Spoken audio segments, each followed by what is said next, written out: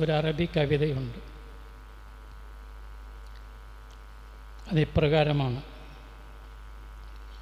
വലദതുക ഉമ്മുക യബ്ന ആദമ ബാക്കിയ വന്നാസു ഹൗലക യദ്ഹകൂന സുറൂറാ ഫജ്ഹദ് ലിനഫ്സിക അൻ തകൂന ഇദാ ബഖൗ ഫീ ഹാലി മൗതിക ളാഹികം മസ്റൂറാ. അതാണ് ആ കവിത വാക്ക്. വലദതുക ഉമ്മുക, അല്ലയോ മനുഷ്യ, നിന്നെ നിൻ്റെ മാതാവ് പ്രസവിച്ചു. ബാക്കിയൻ, നീ കരഞ്ഞുകൊണ്ട്. ഏതു മനുഷ്യക്കുഞ്ഞും കരഞ്ഞുകൊണ്ടാണ് പിറന്നു വീഴുന്നത്. കാരണം അവ്യക്തമാണ്, അല്ലെങ്കിൽ തർക്ക വിഷയമാണ്. പക്ഷെ സ്വാഭാവികമായും ഒരു കുഞ്ഞ് ഈ ഐഹിക ലോകത്തേക്ക് കടന്നു വരുമ്പോൾ കരഞ്ഞിരിക്കും. കരഞ്ഞില്ലെങ്കിലാണ് എന്തോ പ്രശ്നമുണ്ട് എന്ന് ഡോക്ടർമാർ നമ്മളോട് പറയുക. കുഞ്ഞ് കരഞ്ഞോ എന്നാണ് അന്വേഷണം. പക്ഷെ നീ അങ്ങനെ കരഞ്ഞു വീണപ്പോഴും വന്നാസു ഹൗലക യദ്ഹകൂന സുറൂറാ, നിൻ്റെ പ്രസവ സമയത്ത് നിൻ്റെ അടുത്തുണ്ടായിരുന്ന നിൻ്റെ ബന്ധപ്പെട്ട ആളുകൾ, നിൻ്റെ ഉമ്മയടക്കം ചിരിക്കുകയായിരുന്നു. ഒരു തത്വജ്ഞാനിയായ മനുഷ്യൻ പറഞ്ഞിട്ടുണ്ട്, ഒരു മാതാവ് തൻ്റെ കുഞ്ഞ് കരയുന്നത് കാണുമ്പോൾ ചിരിക്കുന്ന ഒരൊറ്റ വേളയുള്ളൂ. മറ്റെല്ലാ സമയത്തിലും മകൻ മകൾ കരയേണ്ടി വരുമ്പോൾ ആ ദുഃഖമോർത്ത് മാതാവും കരയും. പക്ഷെ ഒരിക്കൽ മാത്രം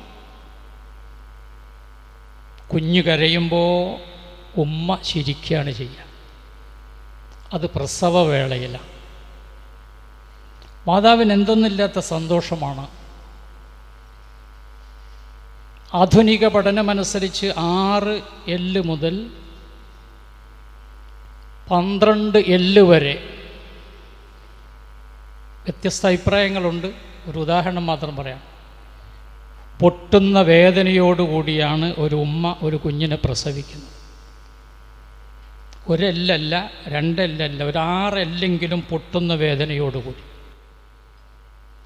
പക്ഷെ എന്നാലും തനിക്കൊരു കുഞ്ഞ് പിറന്നു വീഴുന്നു, അവൻ്റെ കരച്ചിൽ കേൾക്കുമ്പോൾ ഈ ഉമ്മ ചിരിക്കുകയാണ്, സന്തോഷമാണ്. അത് വൈരുദ്ധ്യമാണ്, അതൊരു അത്ഭുതമാണ്. അപ്പോൾ ഇതാണ് നിലവിലെ അവസ്ഥ. എന്നിട്ട് അതിൻ്റെ അർദ്ധഭാഗം ആ കവി പറയുന്നത്: ഫജ്ഹദ് ലിനഫ്സിക അൻ തകൂന ഇദാ ബഖൗ ഫീ ഹാലി മൗതിക ളാഹികം മസ്റൂറാ. ഇനി നീ മരണപ്പെട്ടു പോകുമ്പോൾ നിൻ്റെ പരിസരത്തുള്ള മുഴുവൻ ആളുകളും കരയും. നിൻ്റെ ദുഃഖം, നിൻ്റെ വേർപാടോർത്ത്. നീ അവരിലുണ്ടായിരുന്നു, ഇന്ന് നീ അവരിൽ നിന്ന് എന്നേക്കുമായിട്ട് പോവുകയാണ്. ആ വിരഹദുഃഖത്തിൻ്റെ ആധിക്യത്താൽ അവരൊക്കെ കരയും. ആ കരയുന്ന സമയത്ത് നീ ചിരിച്ചു പോകാൻ, അഥവാ ചിരിച്ചു മരിക്കാൻ പരിശ്രമിക്കണം. ഇതാണ് ആ കവിത. ഞാൻ ദീർഘമായി പറയുന്നില്ല, ആ ആശയത്തെ മാത്രം സംക്ഷിപ്തമാക്കിയിട്ടെന്ന് തന്നെ പറയാം. ഇതൊരു പ്രപഞ്ചത്തിൻ്റെ പ്രകൃതിയാണ്, അല്ല പ്രകൃതിയുടെ നിയമമാണ്, പ്രപഞ്ചത്തിൻ്റെ നിയമമാണ്. മനുഷ്യൻ ഇവിടെ പിറന്നു വീഴുമ്പോൾ അവൻ കരയും. അവൻ്റെ ബന്ധപ്പെട്ടവർക്കൊക്കെ വലിയ സന്തോഷമാണ്, ആനന്ദമാണ്, ആഹ്ലാദമാണ്, അവർ ചിരിക്കുന്നു. പക്ഷേ മരണപ്പെടുന്ന സമയത്ത് സ്വാഭാവികമായും അവരൊക്കെ കരയും. അവർ കരഞ്ഞാലും, അവർ എന്തൊക്കെ നഷ്ടപ്പെട്ടു എന്ന് പറഞ്ഞാലും, അവർ വിലപിച്ചാലും, നീ അവരിൽ നിന്ന് കടന്നു പോകുമ്പോൾ നീ ചിരിച്ചു കൊണ്ടുപോകണം. നിൻ്റെ റബ്ബിലേക്ക് പോകുമ്പോൾ ചിരിച്ചു കൊണ്ടുപോകണം. പക്ഷേ അത് വെറുതെ സാധ്യമല്ല. പിന്നെ ഫജ്ഹദ് ഫഅമൽ എന്നുണ്ട്. നീ പ്രവർത്തിക്കണം, അല്ലെങ്കിൽ നീ പരിശ്രമിക്കണം. ചിരിച്ച് മരിച്ചു പോകണമെങ്കിൽ പരിശ്രമം ഉണ്ടാകണം, പ്രവർത്തനം അതിനനുസൃതമായിട്ടാകണം. നിൻ്റെ പിടുത്തത്തിലും നിയന്ത്രണത്തിലുമല്ലാത്ത ഒരു ലോകത്തേക്ക്, അനന്തമായ ഒരു ലോകത്തേക്ക് നീ പ്രവേശിക്കണം. ആ സമയത്ത് ചിരിച്ചു കൊണ്ടുപോകാൻ നീ പ്രാപ്തി നേടണം. അവിടെ പല കവാടങ്ങളും നിനക്ക് തരണം ചെയ്യാനുണ്ട്, പ്രവേശിക്കാനുണ്ട്. ആദ്യത്തേത് മരണമാകുന്ന കവാടം തന്നെയാണ്. പിന്നെ ബർസഖുണ്ട്, അള്ളാഹുവിൻ്റെ വിചാരണയുണ്ട്, നന്മതിന്മകൾ രേഖപ്പെടുത്ത റെക്കോർഡുകൾ നൽകപ്പെടലുണ്ട്. ആത്യന്തികമായി സ്വർഗത്തിലേക്കും നരകത്തിലേക്കും തിരിക്കലുണ്ട്. ഇമ്മാ ഇലാ നാരിം വ ഇമ്മാ ജന്ന, ഒന്നുകിൽ സ്വർഗത്തിലേക്ക് അല്ലെങ്കിൽ നരകത്തിലേക്ക്. ഖുർആനിൻ്റെ ഭാഷയിൽ പറഞ്ഞാൽ ഫരീഖും ഫിൽ ജന്നത്തി വ ഫരീഖും ഫിസ്സഈർ. ഒരു വിഭാഗം ആളുകൾ സ്വർഗത്തിലും മറുവിഭാഗം ആളുകൾ നരകത്തിലും. അപ്പോൾ ഈ സ്വർഗാവകാശികൾപ്പെടാൻ, വലതുപക്ഷക്കാരിൽപ്പെടാൻ, വിചാരണ എളുപ്പമാകുന്നവരിൽപ്പെടാൻ, ബർസഖി ജീവിതത്തിൽ കഠോരമായ ഖബറിലെ ശിക്ഷയിൽ നിന്ന് ഒഴിവാക്കപ്പെടുന്നവരിൽപ്പെടാൻ, ഒരു വെണ്ണയിൽ നിന്ന് നൂല് ഊരിയെടുക്കുന്ന ലാഘവത്തോടുകൂടി ആത്മാവ് പിടിക്കപ്പെടുന്നവരിൽപ്പെടാൻ, സർവോപരി സമാധാനത്തോടും ശാന്തിയോടും കൂടി മരണപ്പെട്ടു പോകുവാനുള്ള പ്രവർത്തനത്തിൽ നിരതരാകണം എന്നാണ് ആ കവി പറയുന്നത്. അതുതന്നെയാണ് വിശുദ്ധ ഖുർആനും പറയുന്നത്. കവിതയോട് ഖുർആൻ യോജിച്ചു എന്നല്ല, കവിത ഖുർആനിനോട് യോജിച്ചതാണ്. പക്ഷേ ഖുർആൻ ഇത് പല ആയത്തുകളിലായി പറഞ്ഞതുകൊണ്ട് നമുക്ക് ആശയത്തെ സംക്ഷിപ്തമാക്കാൻ വേണ്ടി ഇങ്ങനെ പറയുന്നു. ഇനി ഒരൊറ്റ കാര്യം, നമ്മൾ സാധാരണ പറയും മരണം യാദൃശ്ചികമാണ്, വളരെ പെട്ടെന്നാണ്. ഞാൻ മനസ്സിലാക്കുന്നു അത് വെറുതെ ഒരു പ്രഭാഷണ ഭാഷയാണ്, അത് സാഹിത്യ ഭാഷയാണ്, അത് തൂലികാ ഭാഷയാണ്, അത് പ്രസംഗ ഭാഷയാണ്, അത് വൈകാരിക ഭാഷയാണ്. അത് യാഥാർത്ഥ്യമായി അനുഭവപ്പെടുകയോ ബോധ്യപ്പെടുകയോ അതിനനുസൃതമായി ജീവിതത്തെ ക്രമീകരിക്കുകയോ ചെയ്തിട്ടില്ല. ഇപ്പോഴാണ് മലക്കുൽ മൗത്ത് വരുന്നതെങ്കിൽ ചിരിച്ചു മരിക്കാൻ എത്ര പേർക്ക് സാധ്യമാകും? സമാധാനത്തോടുകൂടി മലക്കുൽ മൗത്തിന് ഉത്തരം നൽകാൻ എത്ര പേർക്ക് സാധ്യമാകും?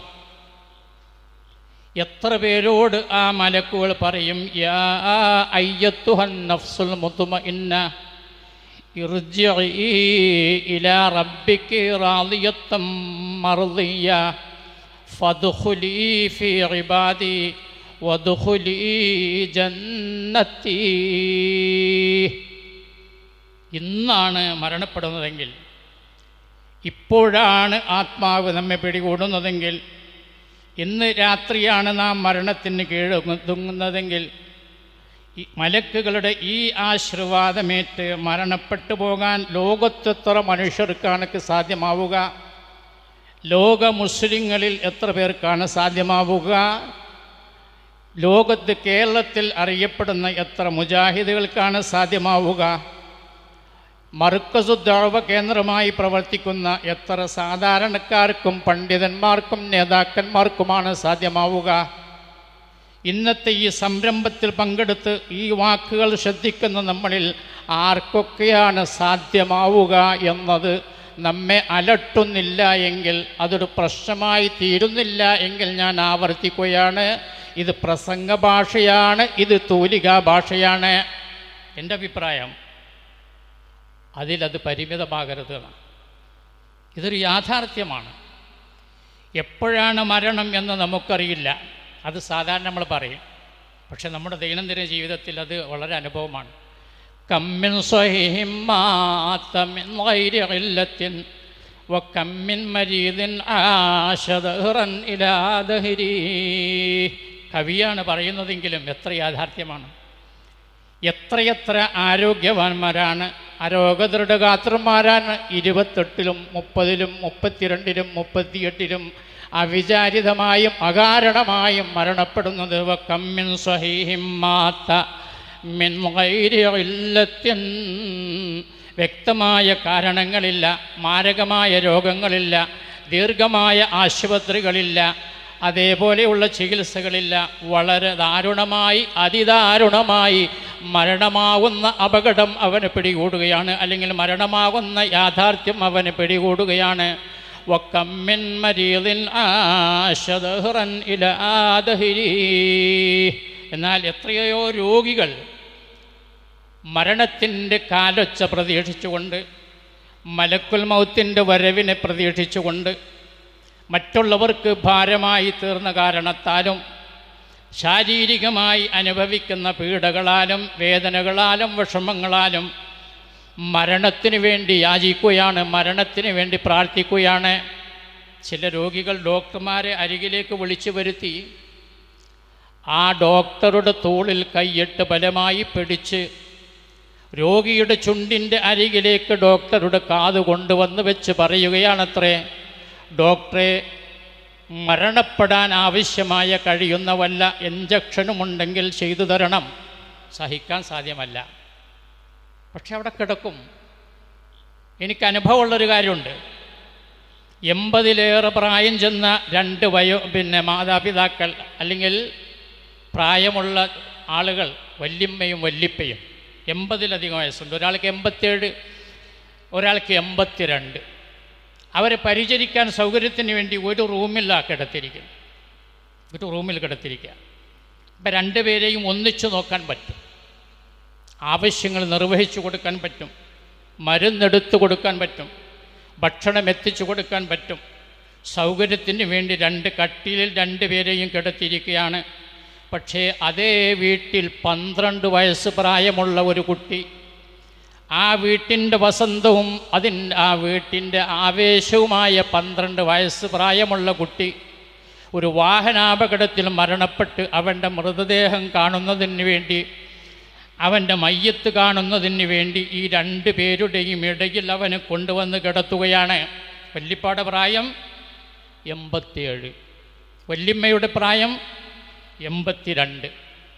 മരണത്തെ പ്രതീക്ഷിച്ചുകൊണ്ട് മരണശയ്യയിൽ എല്ലാം അവസാനിച്ചെന്ന് കരുതി മലക്കുൽ മൗത്തിനെ ഞാൻ നേരത്തെ പറഞ്ഞതുപോലെ പ്രതീക്ഷിച്ചുകൊണ്ട് കാത്തിരിക്കുന്ന അവരവിടെ കിടക്കുകയാണ്. ഇനിയും ദീർഘനാൾ ജീവിക്കേണ്ടുന്ന ഈ വീടിൻ്റെ വസന്തമായി തീർന്നിട്ടുള്ള 12കാരൻ മരണപ്പെടുന്നത് അത് അള്ളാഹുവിൻ്റെ പ്രക്രിയയാണ്. വ അന്നഹു ഹുവ അമാത വ അഹ്യാ.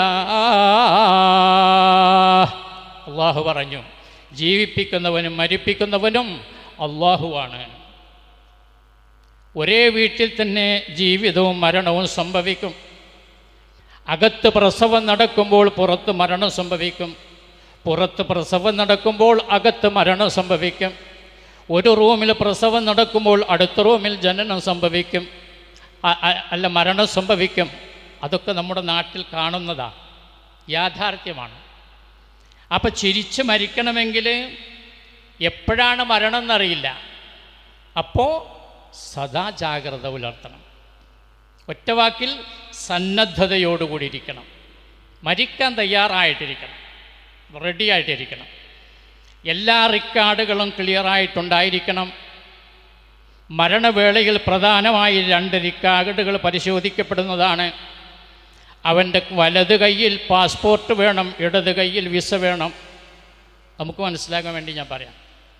അഥവാ അവൻ്റെ വലത് കൈയിൽ നിഷ്കളങ്കമായ ഈമാൻ വേണം, കളങ്കരഹിതമായ ഈമാൻ വേണം. അവൻ്റെ ഇടത് കൈയിൽ ഇഖ്ലാസും ഇഹ്സാനുമുള്ള സൽക്കർമ്മങ്ങൾ വേണം.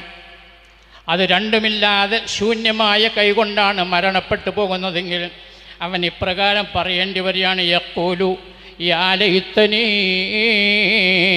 ഖദ്ദംതു ലിഹയാത്തി. ഞാൻ എൻ്റെ ജീവിതത്തിനു വേണ്ടി വല്ലതും ചെയ്തു വച്ചിരുന്നെങ്കിൽ, ഐഹിക ലോകത്ത് എനിക്ക് വീണ് കിട്ടിയ 60, 70, 80, 50, 40, 30 കൊല്ലം എനിക്ക് വേണ്ടി, എൻ്റെ അനന്തമായ നാളെയിലേക്ക് വേണ്ടി അറ്റമില്ലാത്ത എൻ്റെ യാത്രക്കുള്ള പാഥേയമായി ഒരുക്കുന്നതിൽ ഞാൻ പിന്നെ അതേപോലെ തന്നെ താല്പര്യമുള്ളവനായിരുന്നെങ്കിൽ എത്ര നന്നായിരുന്നു. യഖൂൽ, അവൻ പറയാം, യാ ലൈതനി ഖദ്ദംതു ലി ഹയാത്തി, എൻ്റെ ജീവിതത്തിനു വേണ്ടി, എൻ്റെ പാരത്രിക ജീവിതത്തിനു വേണ്ടി എന്നല്ല, എൻ്റെ മരണാനന്തര ജീവിതത്തിന് വേണ്ടി എന്നല്ല, എൻ്റെ പരലോക ജീവിതത്തിന് വേണ്ടി എന്നല്ല, എൻ്റെ ജീവിതത്തിന് വേണ്ടി എന്നാണ് പറയുന്നത്. കാരണം അതാണ് ജീവിതം എന്ന് ഞാൻ പറയുകയല്ല, നമ്മൾ വെറുതെ പറയുകയല്ല. അല്ലാഹു തആല പറഞ്ഞിട്ടുണ്ട്, വ ഇന്നദ്ദാറൽ ആഖിറത ലഹിയൽ ഹയവാനു ലൗ കാനൂ യഅലമൂൻ. പരലോക ജീവിതമാണ് യഥാർത്ഥ ജീവിതം. അതാണ് ജീവിതം എന്ന് പറയുന്നത്.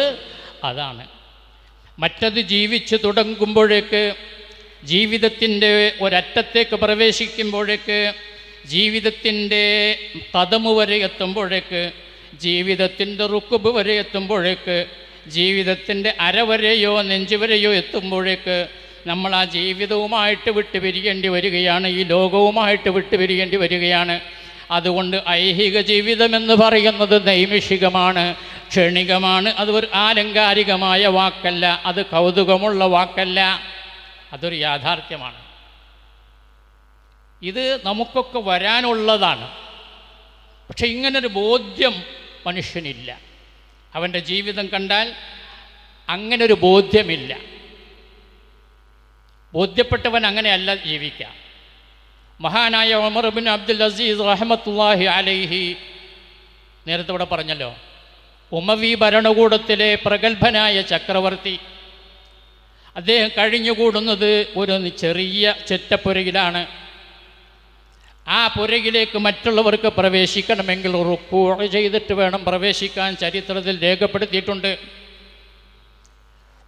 ഒരു ദിവസം കുറച്ചാളുകൾ വന്നു അദ്ദേഹത്തോട് പറയുന്നു, അമീറുൽ മുഅ്മിനീൻ, മഹാനായ പ്രവാചകൻ്റെ കാലഘട്ടത്തിൽ നിന്ന് വ്യത്യസ്തമായി സാമ്പത്തികമായി വളരെ അഭിവൃദ്ധിയും വളർച്ചയും മുസ്ലിം ലോകത്തിനുണ്ടായിട്ടുണ്ട്.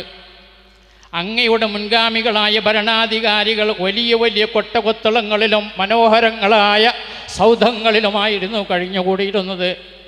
അങ്ങയുടെ ഈ വീടിൻ്റെ പരിമിതി കാണുമ്പോൾ വല്ലാത്ത പ്രയാസമുണ്ടാകുന്നുണ്ട്. അതുകൊണ്ട് ഈ വീടൊന്ന് വിപുലീകരിക്കുകയും അല്പം കൂടി സൗകര്യവും വർദ്ധിപ്പിക്കുകയും ചെയ്തുകൂടെയോ എന്ന് അദ്ദേഹം പറഞ്ഞു. അത് നിങ്ങൾ ആലോചിക്കുന്നതിന് മുമ്പ് ആലോചിച്ച ആളാണ് ഞാൻ. ഈ വീടിനേക്കാൾ മനോഹരമായ, ജീവിക്കാൻ സൗകര്യമുള്ള വിശാലമായ ഒരു വീടിൻ്റെ നിർമ്മാണത്തെപ്പറ്റി ആലോചിക്കുക മാത്രമല്ല, ആ വീടിൻ്റെ നിർമ്മാണത്തിൽ ഞാനും എൻ്റെ കുടുംബവും വ്യാപൃതരാണ്. അത് മനോഹരമാക്കുന്നതിലും, അത് പരിപോഷിപ്പിക്കുന്നതിലും, അത് അലങ്കരിക്കുന്നതിലും, അത് മോടി പിടിപ്പിക്കുന്നതിലും നിരന്തരമായി ഞാനും എൻ്റെ കുടുംബവും രാവും പകലും നിരന്തരമാണ് പ്രവർത്തനത്തിലാണ് എന്ന് പറഞ്ഞപ്പോൾ അവർ ചോദിക്കുകയാണ്, ആ വീട് എവിടെയാണ്? കൂഫയിലോ ബസ്റയിലോ അല്ലെങ്കിൽ മദീനയിലോ? മുൻഗാമികളായ ആളുകൾ അവിടെയൊക്കെ പട്ടണങ്ങൾ ഉണ്ടാക്കുകയും തലസ്ഥാനമാക്കുകയും അവിടങ്ങളിലൊക്കെ വലിയ വലിയ കെട്ടിടങ്ങളും സൗധങ്ങളും നിർമ്മിക്കുകയും ചെയ്തിട്ടുണ്ട്. അതുകൊണ്ട് ഇതിനേക്കാൾ സൗകര്യമുള്ള, അത്യധികം മനോഹരമായ, കാലഘട്ടത്തിനനുസൃതമായ, ഇന്നത്തെ സാമ്പത്തിക വളർച്ചയ്ക്കും അഭിവൃദ്ധിക്കും അനുയോജ്യമായ വീട് എവിടെയാണ് അങ്ങ് പണിയുന്നത്? കൂഫയിലോ ബസ്റയിലോ മദീനയിലോ ആണ് എന്ന് ചോദിച്ചപ്പോൾ ഖാല, മഹാനായ ഉമർ ഇബ്നു അബ്ദുൽ അസീസ് റഹ്മത്തുള്ളാഹി അലൈഹി പറയാണ്, ബൽ ഫിൽ ആഖിറ, ക്ഷമിക്കണം, അത് പരലോകത്താണ്. പരലോകത്തേക്കുള്ള വീട് നിർമ്മിക്കുന്നതിലും, അത് മനോഹരമാക്കുന്നതിലും, അത് പരിപോഷിപ്പിക്കുന്നതിലും, അത് കളർ പിടിപ്പിക്കുന്നതിലും, അത് മൊഞ്ചു കൂട്ടുന്നതിലുമാണ് ഞാനും എൻ്റെ കുടുംബവും വ്യാപൃതമായിട്ടുള്ളത്. ബസ്റയിലും കൂഫയിലും മദീനയിലുമല്ല, ബൽ ഫിൽ ആഖിറ, അത് പരലോകത്തെ വീടാണ്. എന്നിട്ട് അദ്ദേഹം ആയത്തോതി, സൂറത്ത് ഖസസിലാണെന്ന് തോന്നുന്നു, തിൽക്കദ്ദാറുൽ ആഖിറത്തു നജ്അലുഹാ ലില്ലദീന ലാ യുരീദൂന ഉലുവൻ ഫിൽ അർളി വലാ ഫസാദാ വൽ ആഖിബത്തു ലിൽ മുത്തഖീൻ. തിൽക്കദ്ദാറുൽ ആഖിറ, ആ വീട് അത്യധികം മനോഹരമായ സകല സൗകര്യങ്ങളും ഒത്തിണങ്ങുന്ന ആനന്ദപൂർണമായ ആഹ്ലാദത്തിൻ്റെയും ആനന്ദത്തിൻ്റെയും തിമിർത്താടാൻ പറ്റുന്ന ആ സ്വർഗലോകമെന്ന് പറയുന്നത് നജ്അലുഹാ, നാം അത് നിശ്ചയിച്ചു കൊടുത്തിട്ടുള്ളത് ലില്ലദീന ലാ യുരീദൂന ഉലുവൻ ഫിൽ അർളി വലാ ഫസാദാ, ഐഹിക ലോകത്ത് അത്യുന്നതി ആഗ്രഹിക്കാത്ത, അധികാരം മോഹിക്കാത്ത, അഹങ്കാരവും അതേപോലെ തന്നെയുള്ള ജീവിത വീക്ഷണങ്ങളുമില്ലാത്ത വിനീതരും പക്വത ഉള്ളതുമായ ആളുകൾക്കാണ് എന്ന് അല്ലാഹു തആല പറഞ്ഞിട്ടുണ്ട്. ആ വീട് നിർമ്മാണത്തിൽ വ്യാപൃതമാണ് ഞാനും എൻ്റെ കുടുംബവും എന്ന് പറയുന്നു. ആ ചരിത്രത്തെ വ്യാഖ്യാനിച്ചുകൊണ്ട് ആളുകൾ ചരിത്രകാരന്മാർ പറയുകയാണ്, അതാണ് യഥാർത്ഥത്തിൽ ബോധ്യം എന്ന് പറയുന്നത്. ബോധമല്ല, മരണമെന്ന ബോധമല്ല, പരലോകമെന്ന ബോധമല്ല, സ്വർഗമെന്ന ബോധമല്ല, നരകമെന്ന ബോധമല്ല. സ്വർഗമെന്ന ബോധ്യമാണ്, നരകമെന്ന ബോധ്യമാണ്, മരണമെന്ന ബോധ്യമാണ്, വിചാരണ എന്ന ബോധ്യമാണ് യഥാർത്ഥത്തിൽ നമുക്ക് വേണ്ടത്. ബോധം എല്ലാവർക്കും ഉണ്ട്, നമുക്കെല്ലാവർക്കും ഉണ്ട്, അങ്ങനൊരു ബോധമുണ്ട്. പക്ഷേ ബോധ്യമല്ല, അത് ജീവിതത്തിൽ നിന്ന് മനസ്സിലാക്കിയെടുക്കാൻ നമുക്ക് സാധിക്കും. അതുകൊണ്ട് ആ ബോധ്യത്തോടു കൂടി ജീവിക്കണം. അങ്ങനെ ജീവിച്ചാൽ സന്തോഷത്തോടു കൂടി ചിരിച്ചുകൊണ്ട് മരിക്കാൻ സാധിക്കും. പക്ഷേ ആ ബോധം എപ്പോഴും ഉണ്ടാകണം, അത് നിരന്തരമായി നമ്മുടെ കൂടെ ഉണ്ടാകണം. അതിനാദ്യമായിട്ട് വേണ്ടത് മരണമെന്ന ആ കാര്യത്തെപ്പറ്റിയുള്ള ബോധമാണ്. കുല്ലും ബിഇം മുസബ്ബിഹും ഫീ അഹ്ലിഹി വൽ മൗതു അദ്നാ മിൻ ശിറാകീന ഇലൈഹി. എല്ലാ മനുഷ്യരും രാവിലെ പ്രാതൽ കഴിച്ച് അത്യധികം ആഹ്ലാദത്തോടെ കിഴക്കോട്ടും പടിഞ്ഞാറോട്ടും വടക്കോട്ടും തെക്കോട്ടും നിരന്തരമായ തിരക്കോടുകൂടി സഞ്ചരിച്ചു കൊണ്ടിരിക്കുകയാണ്. വല്ലാത്ത ധൃതിയാണ്, കിതപ്പിലാണ്, വിയർപ്പൊലിപ്പിലാണ്, അതിസാഹസതയിലാണ്. പക്ഷേ വൽമൗതു അദ്നാ മിൻ ശിറാകീന ഇലൈഹി, മരണം അവൻ്റെ ശെരിപ്പിൻ്റെ വാറിനേക്കാൾ അവനോടടുത്ത് കിടക്കുകയാണ്. ഇത് സിദ്ദീഖ് റളിയല്ലാഹു അൻഹു പാടിയതാണ് എന്ന് ചില ആളുകൾ പറഞ്ഞിട്ടുണ്ട്. പക്ഷെ വസ്തുത ഇതാണ്, നമ്മൾ നേരം പുലർന്നാലും നേരം പുലർന്ന് വൈകുന്നേരം ആയാലും ഒരു കാര്യം നമ്മൾ മനസ്സിലാക്കുക, നമ്മുടെ ശരീരത്തിന് നിഴലുണ്ടെങ്കിൽ ആ നിഴൽ നമ്മുടെ കൂടെ സഞ്ചരിക്കുന്നുണ്ടെങ്കിൽ ആ നിഴലിനെപ്പോലെ മരണം നമ്മുടെ കൂടെ സഞ്ചരിക്കുന്നുണ്ട്. വൽ മൗതു അദ്നാ മിൻ ശിറാകീന ഇലൈഹി, മരണം ഓരോ മനുഷ്യൻ്റെയും ചെരുപ്പിൻ്റെ വാറിനേക്കാൾ അവൻ്റെ സമീപത്താണ് എന്ന് കവി പറയുകയാണ്. അത് യാഥാർത്ഥ്യമാണ്, അത് ബോധ്യപ്പെടേണ്ടതാണ്, അതിനനുസൃതമായി ജീവിതത്തെ ക്രമീകരിക്കേണ്ടതാണ്. കാത്തിരിക്കാൻ പറ്റില്ല, സമയം ഉണ്ടാവില്ല. യഖൂലു യാ ലൈതനി ഖദ്ദംതു ലിഹയാത്തി എന്ന ആയത്തിനെ വ്യാഖ്യാനിച്ച മുഫസ്സിറുകൾ പറയുകയാണ്, യന്തമു ഹീന ലാ യൻഫഉൻ നദം, ആ മനുഷ്യൻ ഇപ്പോൾ ദുഃഖിക്കുകയാണ്. മലക്കുൽ മൗത്ത് പിടികൂടിയ സമയമാകാം, അല്ലെ ഖബറിലെത്തിയപ്പെട്ട സമയമാകാം, അല്ലെ പരലോകത്ത് വിചാരണയെ കാത്തിരിക്കുന്ന സമയമാകാം, അല്ലെങ്കിൽ സ്വർഗനരകത്തിലേക്ക് തിരിക്കപ്പെടുന്ന സമയമാകാം. ആ സമയത്താണ് അവൻ്റെ ചിന്ത, ഈ ജീവിതത്തിന് വേണ്ടി, പരലോകമോക്ഷത്തിന് വേണ്ടി, ഈ ലോകത്തിന് വേണ്ടി ഞാനൊന്നും പ്രവർത്തിച്ചില്ലല്ലോ, ഞാൻ ജീവിതത്തെ നഷ്ടപ്പെടുത്തി കളഞ്ഞുവല്ലോ, ഞാൻ അതിനെ വിനഷ്ടമാക്കിയല്ലോ, 60, 70, 80 കൊല്ലം എൻ്റെ മുന്നിൽ നല്ല രീതിയിൽ അനുകൂലമായി കിട്ടിയിട്ട് ഞാനത് ഉപയോഗപ്പെടുത്തിയില്ലല്ലോ എന്നവൻ ഖേദിക്കുകയാണ്. ആ ആയത്തിനെപ്പറ്റി പണ്ഡിതന്മാർ പറയാണ്, യന്തമോ, അയാൾ ഖേദിക്കപ്പോൾ. പക്ഷെ എപ്പോഴാണ് ഖേദം? ഹീന ലാ യൻഫഉൻ നദം, ദുഃഖവും ഖേദവും ഉപകാരപ്പെടാത്ത സമയത്താണ്.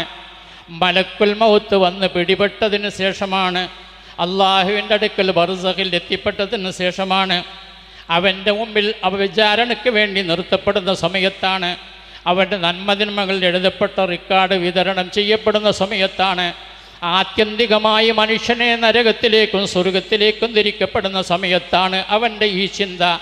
ആ ചിന്ത കൊണ്ട് കാര്യമില്ല. വയൗമ യഅല്ലു ളാലിമു അലാ യദൈഹി യഖൂലു യാ ലൈതനി ഇത്തഖദ്തു മഅർ റസൂലി സബീലാ യാ വൈലത്താ ലൈതനി ലം അത്തഖിദ് ഫുലാനൻ ഖലീലാ ലഖദ് അളല്ലനി അനിൽ ദിക്രി ബഅദ ഇദ് ജാഅനി വകാന ശൈത്വാനു ലിൽ ഇൻസാനി ഖദൂലാ. എന്താ അല്ലാഹു തആല പറഞ്ഞു? വയൗമ യഅല്ലു ളാലിമൂൻ, അക്രമിയായ മനുഷ്യൻ അവൻ്റെ രണ്ട് കൈയും കടിക്കുന്ന ദിവസമാണ്.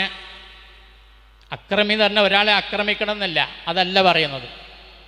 എന്തിനാണോ ഈ ഐഹിക ലോകത്ത് നമ്മൾ വന്നിട്ടുള്ളത്, എന്താണോ നമ്മുടെ നിയോഗ ഉദ്ദേശം ഇവിടെ, അതിനനുസൃതമായി ജീവിതത്തെ ക്രമീകരിക്കാത്തവർ, എന്തിനാണെന്ന് അല്ലാഹു തആല പറഞ്ഞിട്ടുണ്ട്. അല്ലദീ ഖലഖൽ മൗത വൽ ഹയാത ലിയബ്ലുവക്കും അയ്യുക്കും അഹ്സനു അമലാ. അള്ളാഹുവിൻ്റെ വിശേഷണത്തെപ്പറ്റി, അവൻ മനുഷ്യന് ചെയ്ത അനുഗ്രഹങ്ങളെപ്പറ്റി, അവനും മനുഷ്യനുമായിട്ടുള്ള ബന്ധത്തെപ്പറ്റി വിശദീകരിക്കവേ സൂറത്തുൽ മുൽക്കിൽ അല്ലാഹു തആല പറയാണ് അല്ലദീ ഖലഖൽ മൗത. എങ്ങനെയുള്ളവനാണ് അള്ളാഹു എന്നറിയുമോ? അള്ളാഹു എന്ന് പറഞ്ഞാൽ അല്ലദീ ഖലഖൽ മൗത, അവൻ മരണത്തെ സൃഷ്ടിച്ചവനാണ്. ആ ആയത്തിനെ വ്യാഖ്യാനിച്ചുകൊണ്ട് മുഫസ്സിറുകൾ എഴുതി, ഒരു മനുഷ്യൻ്റെ ജനനം നിർണയിക്കപ്പെടുന്നതിന് മുമ്പ് അവൻ്റെ മരണമാണ് നിർണയിക്കുന്നത്. എൻ്റെ പേര് ഇബ്രാഹിം എന്നാണ്. ഇബ്രാഹിം എന്ന ഞാൻ ജനിക്കുന്നതിന് മുമ്പ് അള്ളാഹു ആദ്യം രേഖപ്പെടുത്തിയത് എൻ്റെ മരണമാണ്. എവിടെ വെച്ചാണ്, എപ്പോഴാണ്, എങ്ങനെയാണ്, ഏത് രാത്രിയാണ്, ഏത് പകലാണ്, ഏത് സാഹചര്യത്തിലാണ്, ഏത് സന്ദർഭത്തിലാണ്, ഏത് പ്രായത്തിലാണെന്ന് അല്ലാഹു തആല നിശ്ചയിച്ചു കഴിഞ്ഞിട്ടുണ്ട്. ആ നിശ്ചയത്തെ മറികടക്കാൻ ഒരു ശക്തിക്കും സാധ്യമല്ല. ലോകത്ത് ഏറ്റവും അനിഷേധ്യമായ സത്യമെന്ന് പറയുന്നത് അഭിപ്രായ വ്യത്യാസങ്ങൾ ഒന്നും തന്നെ ഇല്ലാത്തതായ കാര്യം എല്ലാ മനുഷ്യനും മരിക്കും. അവനവന് നിശ്ചയിക്കപ്പെട്ട സമയത്ത് മരിക്കുന്ന ആ മരണവും അതേപോലെ തന്നെ ജീവിതവും സൃഷ്ടിച്ചവനാണ് അല്ലാഹു തആല. എന്തിനാണ് മരണവും ജീവിതവും എന്ന ഈ പ്രക്രിയ? മരണത്തിൻ്റെയും ജീവിതത്തിൻ്റെയും ഇടക്ക് അല്പകാലം ഇവിടെ ജീവിക്കുന്നത് എന്തിനാണ്? ലിയബ്ലുവക്കും അയ്യുക്കും അഹ്സനു അമലാ. ഏറ്റവും നന്നായി പ്രവർത്തിക്കുന്നവൻ ആരാണെന്നറിയാൻ വേണ്ടിയാണ്. ഏറ്റവും നന്നായി പ്രവർത്തിക്കുക എന്നതുകൊണ്ട് ഉദ്ദേശിക്കുന്നത് അള്ളാഹുവിൻ്റെ വാഗ്ദത്ത ലോകമായ പരലോകത്ത് രക്ഷ പ്രാപിക്കാൻ ആവശ്യമായ പ്രവർത്തനങ്ങൾ ആരൊക്കെയാണ് നടത്തുന്നത്, ആർക്കൊക്കെയാണ് അതിൽ വിശ്വാസമുള്ളത്, ആർക്കൊക്കെയാണ് അതിൽ താല്പര്യമുള്ളത്, ആർക്കൊക്കെയാണ് അതിൽ പ്രതീക്ഷയുള്ളത്, ആരുടെയൊക്കെ ജീവിതമാണ് നൈമിഷവും ക്ഷണികവുമായ ഈ ഐഹിക ജീവിതത്തിൽ ഉടക്കി നിൽക്കുന്നത്. വിലപ്പെട്ട ജീവിതത്തിൻ്റെ കഴിഞ്ഞ ഇന്നലകളും നടന്നുകൊണ്ടിരിക്കുന്ന ഇന്നും വരാനിരിക്കുന്ന നാളുകളും ഈ തുച്ഛമായ ഐഹികമായ ലോകത്തിന് വേണ്ടി ആരാണ് ദുരുപയോഗപ്പെടുത്തുന്നത്? അത് ദുരുപയോഗപ്പെടുത്താതെ ആ തൻ്റെ നന്മയ്ക്ക് വേണ്ടി, ഭാവിക്ക് വേണ്ടി, പരലോകത്തിന് വേണ്ടി, അവിടെ രക്ഷ പ്രാപിക്കുന്നതിന് വേണ്ടി, അവിടെ സ്വർഗാവകാശികൾ പെട്ടുപോകുന്നതിന് വേണ്ടി, അവിടെ വിജയികളുടെ കൂട്ടത്തിൽ പെട്ടുപോകുന്നതിന് വേണ്ടി ആരൊക്കെയാണ് പരിശ്രമിക്കുന്നത്, പ്രവർത്തിക്കുന്നത്, ജാഗ്രത പുലർത്തുന്നത്, നിരന്തരമായി ത്യാഗപരിശ്രമങ്ങളിൽ ഇടപെടുന്നത് എന്നത് നോക്കാൻ വേണ്ടിയാണെന്ന് അല്ലാഹു തആല പറയുകയാണ്.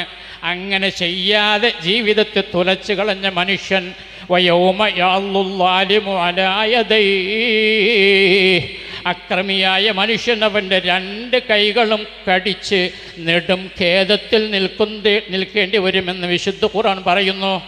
നമുക്കറിയാവുന്ന ഒരു ഖേദപ്രകടനമുണ്ട് അല്ലേ? ആ ഖേദം വരുമ്പോൾ നമ്മൾ കടിക്കും, കൈ കടിക്കും, സ്വാഭാവികമാണ്. നഷ്ടബോധം, ചെയ്യേണ്ട സമയത്ത് ചെയ്യാതിരുന്നപ്പോൾ, എടുക്കേണ്ട രേഖ എടുക്കേണ്ട സമയത്ത് എടുക്കാതിരുന്നപ്പോൾ, കരുതേണ്ട കാര്യം സമയത്ത് കരുതാതിരുന്നപ്പോൾ, അതിൻ്റെ ഭവിഷ്യത്ത് നേരിടേണ്ടി വരുന്ന സമയത്ത് സ്വാഭാവികമായി നമുക്ക് ഖേദം വരും, നാം കൈകടിച്ചു പോകും. അത് സ്വാഭാവികമാണ്. പക്ഷേ ഇവിടെ അല്ലാഹു തആല പറയുന്നത് വയൗമ യഅല്ലു ളാലിമു അലാ യദൈഹി, രണ്ട് കൈയും കടിച്ച് നെടും ഖേദത്തിൽ നിൽക്കുകയാണ്. വയഖൂൽ യാ ലൈതനി ഇത്തഖദതു മഅർ റസൂലി സബീലാ. അള്ളാഹുവിൻ്റെ പ്രവാചകന്മാർ, ആദം നബി മുതൽ മുഹമ്മദ് നബി വരെയുള്ള പ്രവാചകന്മാർ അള്ളാഹുവിൻ്റെ തൃപ്തിയും അവൻ്റെ പൊരുത്തവും അവൻ്റെ ലളിതമായ വിചാരണയും അവൻ്റെ സ്വർഗപ്രവേശവും ലഭിക്കുവാൻ ആവശ്യമായ, കിട്ടുവാൻ ആവശ്യമായ നല്ല ഒരു ജീവിത സരണി തുറന്നു തന്നിട്ടുണ്ടായിരുന്നു. അത് വളരെ ലളിതമായിരുന്നു, പ്രായോഗികമായിരുന്നു. അതേപോലെ തന്നെ എല്ലാ പ്രകൃതിയോടും യോജിക്കുന്നതായിരുന്നു. അതനുസരിച്ച് അത് അംഗീകരിച്ച് അത് ഉൾക്കൊണ്ടുകൊണ്ട് ജീവിക്കാതെ പോയല്ലോ എന്ന് ആലോചിച്ചുകൊണ്ട് വിലപിച്ച് രണ്ട് കൈയും കടിച്ച് നെടും ഖേദത്തിൽ നിൽക്കുമെന്ന് അല്ലാഹു തആല പറയുന്നു. പക്ഷേ ഇനിയിപ്പോൾ നിന്നിട്ടെന്താ? നെടുംഖേദത്തിൽ നിന്നിട്ടെന്താ? അട്ടഹസിച്ചിട്ടെന്താ? പൊട്ടിക്കരഞ്ഞിട്ടെന്താ? പരലോകത്തെ പറ്റി പറയുന്നത് അത് ഏങ്ങലുകളുടെ നാടാണ്, ലോകമാണ്. അത് കരച്ചിലുകളുടെ ലോകമാണ്, അത് അട്ടഹാസങ്ങളുടെ ലോകമാണ്, അത് തെറ്റുകളും അതേപോലെ തന്നെ കുറ്റപ്പെടുത്തലുകളുടെ ലോകമാണ്. പക്ഷേ ആ തരത്തിലുള്ള ശബ്ദങ്ങൾക്കൊന്നും യാതൊരു പരിഗണനയുമില്ല. ഫദ്ഉ വമാ ദുആഉൽ കാഫിരീന ഇല്ലാ ഫീ ളലാൽ. നരകത്തെ കാക്കുന്ന മലക്കുകളോട് നരകാവകാശികൾ പറയുന്നുണ്ട്, മലക്കുകളെ, നിങ്ങൾ നിങ്ങളുടെ റബ്ബിനോടൊന്ന് പ്രാർത്ഥിച്ചിട്ട് ഈ കഠോരമായ നരകശിക്ഷയിൽ നിന്ന് ഒരു ദിവസമെങ്കിലും ഒരു ഇളവിന് വേണ്ടി നിങ്ങളൊന്ന് ഇടപെടുമോ? നിങ്ങളൊന്ന് അഭ്യർത്ഥിക്കുമോ? നിങ്ങളൊന്ന് പ്രാർത്ഥിക്കുമോ? ആ സമയത്ത് അവർ ചോദിക്കുന്നുണ്ട്, അവനന്നു അമ്മിറുക്കും മാ യതദക്കറു ഫീഹി മൻ തദക്കറ വജാഅകുമുൻ നദീർ ഫദൂഖൂ ഫമാ ലിൽളാലിമീന മിൻ നസീർ. അതെന്തിനാ ഞങ്ങൾ പ്രാർത്ഥിക്കേണ്ടി വരുന്നത്? ഇപ്പോൾ ഈ ഒരു ദുരന്തത്തിലേക്ക്, അവസ്ഥയിലേക്ക് നിങ്ങൾ യാദൃശ്ചികമായി വന്നുപെട്ടവരാണോ? യാദൃശ്ചികമായി അറിവില്ലാതെ വന്നുപെട്ടവരാണോ? അവലം നുഅമ്മിറുക്കും, അല്ലാഹു തആല അവരോട് ചോദിക്കുകയാണ്, നിങ്ങൾക്ക് നാം ആയുസ് നൽകിയില്ലയോ? മാ, എത്രത്തോളം ആയുസ് നൽകി? യതദക്കറു ഫീഹി, ആ ആയുഷ്കാലത്ത് നിങ്ങൾക്ക് ആലോചിക്കാമായിരുന്നു, ചിന്തിക്കാമായിരുന്നു, പ്രവർത്തിക്കാമായിരുന്നു, പ്രവർത്തനത്തിൽ വ്യാപൃതമാകാമായിരുന്നു. മാ യതദക്കറു ഫീഹി മൻ തദക്കറ, ചിന്തിക്കുന്നവന് ചിന്തിക്കുവാനും ആലോചിക്കുന്നവന് ആലോചിക്കുവാനും പ്രവർത്തിക്കുന്നവന് പ്രവർത്തിക്കുവാനും തിരിച്ചു വരാവുന്നവന് തിരിച്ചു വരാനും ഇസ്തിഗ്ഫാർ നടത്തുന്നവന് ഇസ്തിഗ്ഫാർ നടത്തുവാനും തൗബ നടത്തുന്നവന് തൗബ നടത്തുവാനും ആവശ്യമായ സമയം 20, 30, 40, 50, 60, 70, 80 അതിലപ്പുറവും സമയം നൽകിയില്ലയോ? അത് ഉപയോഗപ്പെടുത്താതെ, അതൊന്നും കണ്ടു പഠിക്കാതെ, അപ്പോഴൊന്നും തിരിച്ചു വരാതെ ഇപ്പോൾ വിലപിച്ചിട്ട് കാര്യമില്ല. ഫദ്ഉ വമാ ദുആഉൽ കാഫിരീന ഇല്ലാ ഫീ ളലാൽ. സത്യനിഷേധികളായ ആളുകൾ, അള്ളാഹുവിന് പുറമെ മറ്റുള്ളവരെ ആരാധിച്ചു വന്നിട്ടുള്ള സത്യനിഷേധികളായ ആളുകളുടെ പ്രാർത്ഥന നിരർത്ഥകമാണ്, അർത്ഥശൂന്യമാണ്, വിളി കേൾക്കപ്പെടാത്തതാണ്, പരിഗണിക്കപ്പെടാത്തതാണെന്ന് അല്ലാഹു തആല വളരെ വ്യക്തമായിട്ട് പറയുന്നുണ്ട്. ഞാൻ എന്തിനത് പറയുന്നതെന്നറിയുമോ? ഇതൊക്കെ എന്തിനാ മുൻകൂട്ടി നമ്മെ അറിയിച്ചിരിക്കുന്നത്? ഇതൊക്കെ വരാൻ പോകുന്ന കാര്യമല്ലേ? അപ്പം നമ്മൾ അറിഞ്ഞാൽ പോരെ? അത് അള്ളാഹുവിന് അവൻ്റെ അടിമകളായ നമ്മളോടുള്ള അദമ്യമായ സ്നേഹത്തിൻ്റെ, വാത്സല്യത്തിൻ്റെ ഭാഗമാണ് സഹോദരങ്ങളെ. നമ്മൾ അബദ്ധത്തിൽപ്പെടാതിരിക്കാൻ, നമ്മൾക്കിത്തരത്തിലുള്ള ഖേദമിനെ പ്രകടിപ്പിക്കേണ്ടി വരാതിരിക്കാൻ, നമ്മൾ നമ്മെ തന്നെ കുറ്റപ്പെടുത്തേണ്ടി വരാതിരിക്കാൻ, നമ്മൾ പ്രവർത്തിക്കുവാനും ജാഗ്രത പുലർത്തുവാനും വേണ്ടിയാണ് അല്ലാഹു തആല മുൻകൂട്ടി ഇത് ആവർത്തിച്ച് നമ്മളോട് പറഞ്ഞിട്ടുള്ളത്. അതുകൊണ്ട് ഞാൻ എൻ്റെ എല്ലാ സഹോദര സഹോദരിമാരോടും പറയുന്നു, നമ്മുടെ വ്യക്തിപരമായ സകല പ്രവർത്തനങ്ങളും, സംഘടനാപരമായ സംഘമായ എല്ലാ പ്രവർത്തനങ്ങളും, എല്ലാ സമ്മേളനങ്ങളും, എല്ലാ മേളനങ്ങളും, എല്ലാ പ്രഭാഷണങ്ങളും, എല്ലാ ക്ലാസ്സുകളും, എല്ലാ സംരംഭങ്ങളും, ഈ ഒരു ലക്ഷ്യത്തിന് വേണ്ടി മാത്രമായിരിക്കണമെന്ന്, ഈ ഒരു ലക്ഷ്യത്തിന് വേണ്ടിയായിരിക്കണമെന്നല്ല, ആ ഒരു ലക്ഷ്യത്തിന് വേണ്ടി മാത്രമായിരിക്കണമെന്ന് ആത്മാർത്ഥമായിട്ട് എന്നോടും നിങ്ങളോടും ഞാൻ ഉണർത്തുകയാണ്. അർഹത ഉണ്ടെന്ന് ഞാൻ പറയില്ല, പക്ഷെ ഇത് കേൾപ്പിക്കാതിരിക്കാൻ പറ്റൂല. എന്നെയും നിങ്ങളെയുമാണ് ഞാൻ കേൾപ്പിക്കുന്നത്. ഞാനിത് നിങ്ങളെയല്ല കേൾപ്പിക്കുന്നത്, ഞാനിത് നിങ്ങളെയും എന്നെയുമാണ് കേൾപ്പിക്കുന്നത്. നമ്മളാണ് ഖേദിക്കേണ്ടി വരിക, നമ്മളാണ് ദുഃഖിക്കേണ്ടി വരിക, നമ്മളാണ് നെടുംഖേദത്തിൽ പെടേണ്ടി വരിക.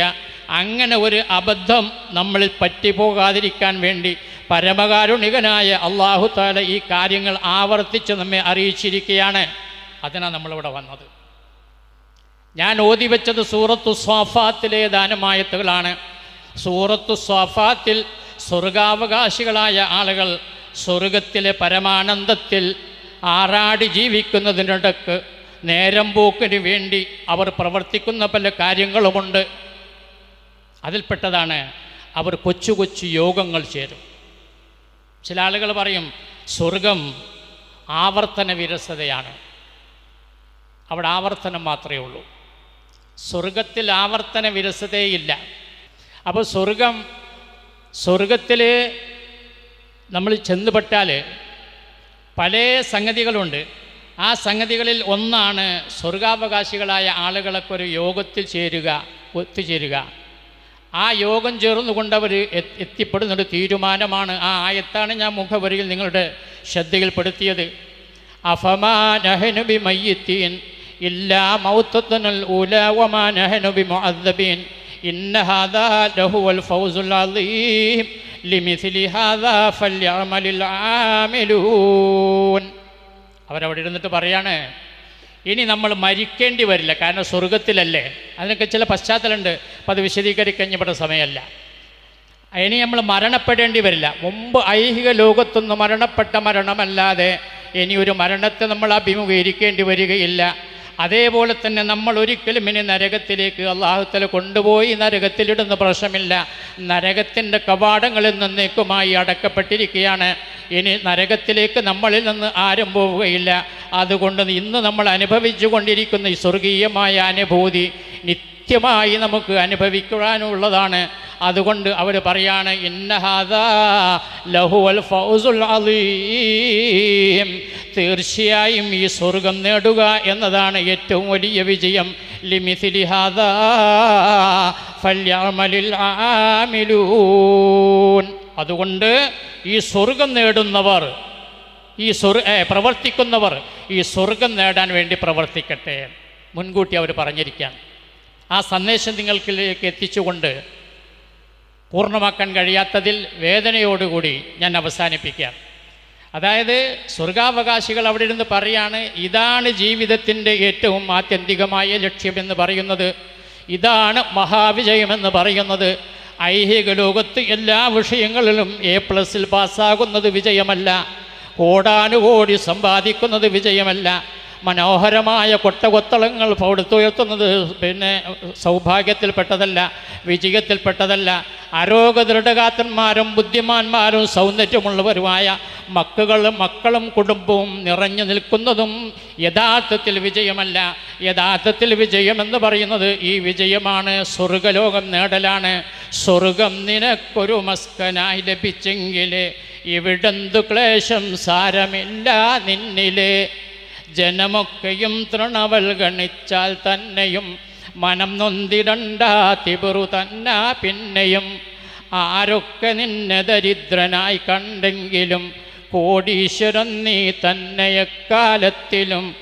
മരണം നിനക്കില്ലാത്തതിൽ കഴിയുന്നതാ, മനസ്സെപ്പോഴും സന്തോഷമാൽ തിങ്ങുന്നതാ. ഉടുക്കാനതിൽ കൊടുക്കുന്ന തുണിയും സുന്ദുസ. അൽഹംദുലില്ലാ, ജീവിതം എന്തന്തസ. ആ അന്തസ്സായ ജീവിതം പുൽകാൻ അല്ലാഹു തആല നമ്മെ അനുഗ്രഹിക്കുമാറാകട്ടെ. അസ്സലാമു അലൈക്കും.